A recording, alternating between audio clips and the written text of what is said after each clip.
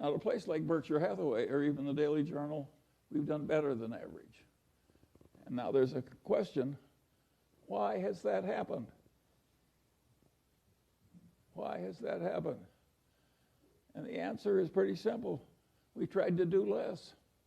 We never had the illusion we could just hire a bunch of bright young people and they would know more than anybody about canned soup and aerospace and utilities and so on and so on and so on.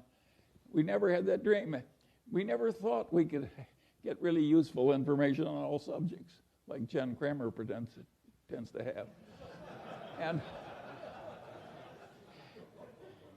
And we always realized that if we worked very hard, we could find a few things where we were right, and that a few things were enough, and that was a reasonable expectation.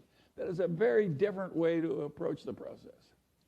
And if you had asked Warren Buffett the same thing that this investment counseling did, give me your best idea this year, and you just followed Warren's best idea, you would find it worked beautifully.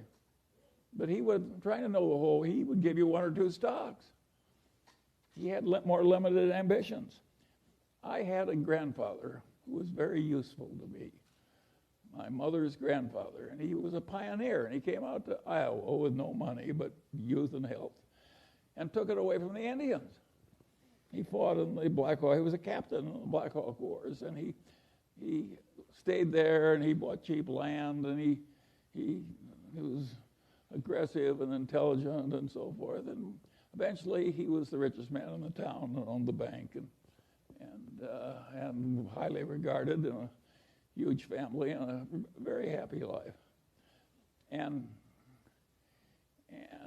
he had the attitude, having come out to Iowa when the land was not much more than $1 an acre, and having stayed there until that black topsoil created a modern, rich civilization and some of the best land in the world.